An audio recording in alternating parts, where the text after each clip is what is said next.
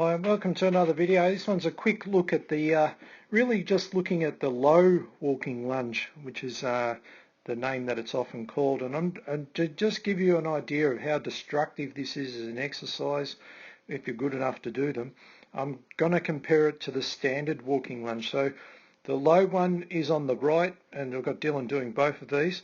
And the left walking lunge video is the standard one. So I'll just play it for a minute and then we'll break it down quickly. So if you can sort of observe with the low one on the right here, and Dylan probably cheats on it a little bit by coming up even too much. You've got to sort of stay really low all the time, where the one on the left, you can see he'll stand right up and then go back down. So at this point here, they're very similar.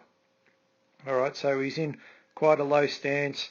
The front leg is really doing 70% of the work, very much the quadriceps in this, because the quadriceps act like brakes. Alright, so because there's a forward momentum, they're applying the brakes so you don't sort of go face first, fall over head first, and also so that the femur doesn't slide over the tibia there and dislocate your knee. So the brakes are very much on the go here, but also the glutes and hamstrings, you can't ignore them. They're definitely on the go. The glutes very much, they've also got to control the frontal plane so that the knee and the hip sort of moving laterally there. So the glutes are heavily involved, as are the hamstrings, but it's very much quadricep because you're quite upright as well. All right, now at this point, they're both very much the same, but once they you move into the next one, you can sort of see here, he's going to stand right up.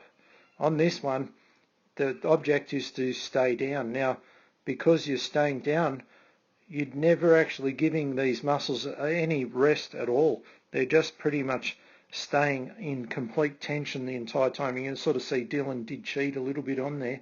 The object is to not come up at all. By this stage, he's already done about 80 lunges, by the way, so we'll give him a bit of a break on it. In that regard, because he's done so many. But if I just take it back to watch him do them again, you can sort of see here that when he stays nice and low, the quads just don't get any kind of a rest. They just stay completely loaded. Most people are very familiar with the squat against the wall, and just never really coming up to give it a break. So as opposed to even when he's got dumbbells, see on the one on the left there, he's got dumbbells, but he stands up and his tension comes out of his quadriceps for a minute. On this one here, he's just completely loaded the entire time. All right, so obviously the low lunge, not a good choice if you have problems with lunges, but if you're someone who's looking for a challenge, and trust me, you don't necessarily need load with this one. It really creeps up on you very, very quickly.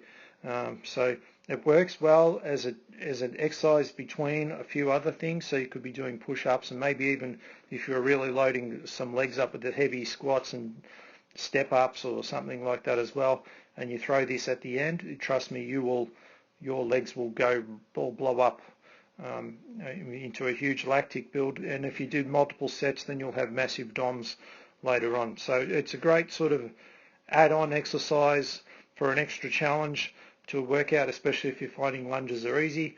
If you've done hundreds of them, this will give you something to take your training up another notch. All right, so I hope you've enjoyed that video. We'll see you on our next one.